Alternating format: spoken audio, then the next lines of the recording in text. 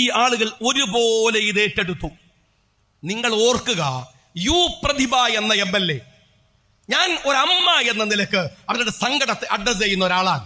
നിങ്ങൾ ഞാനും ഒക്കെ, നമ്മളൊക്കെ പൊതുപ്രവർത്തകരോ സാമൂഹ്യ പ്രവർത്തകരോ നാട്ടിൽ തിരക്കുള്ള കച്ചവടക്കാരോ ഒക്കെ ആവാം. നമ്മുടെ മക്കൾ, പടച്ച തമ്പുരാൻ അവരെ ഒന്നും ഒരു അപകടത്തിൽ ചാടിക്കാതിരിക്കട്ടെ എന്ന് പ്രാർത്ഥിക്കാം.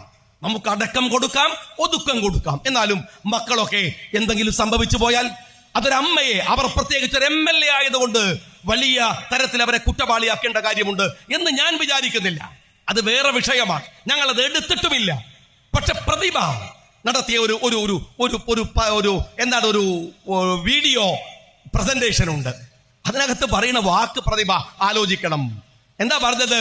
മാധ്യമം പത്രത്തിലെ ആൾ ഒരു മുസ്ലിം ആയതുകൊണ്ട് അയാൾക്ക് മറ്റുള്ളവരോടുള്ള പ്രതികാരമാണ് അത്രേ പ്രതിഭയുടെ മകന്റെ കേസ്. എന്ത് മോശത്തരത്തിലേക്കാണ് CPM-കാരാ നിങ്ങൾ പോകുന്നത്? പറയുന്ന വാദം ഈ പ്രതിവാദം പറഞ്ഞിട്ട് ഈ പറയുന്ന നിമിഷം വരെ തിരുത്തിയിട്ടില്ല നിന്റെ കമ്മ്യൂണിസം, നിന്റെ ഈ പറയുന്ന CPM എന്ന പാർട്ടി. ഇത്രമേൽ വർഗീയത, ഒരു പത്രപ്രവർത്തകന്റെ മതം നോക്കി ജാതി നോക്കി തന്റെ മകന്റെ തെറ്റുമറക്കാൻ അവർ നടത്തിയ വിവരക്കേട് പോലും വർഗീയമായ പരാമർശമാവുക, വളരെ അപകടകരമായ പരാമർശമാവുക. ഇവരെയൊക്കെ നിങ്ങൾ പരിശോധിച്ചാൽ സഖാവ് പിണറായി വിജയൻ മാറ്റിവിട്ട കേരള രാഷ്ട്രീയത്തിലെ അപകടം പിടിച്ച ഒരു രീതിയിലേക്കാണ്.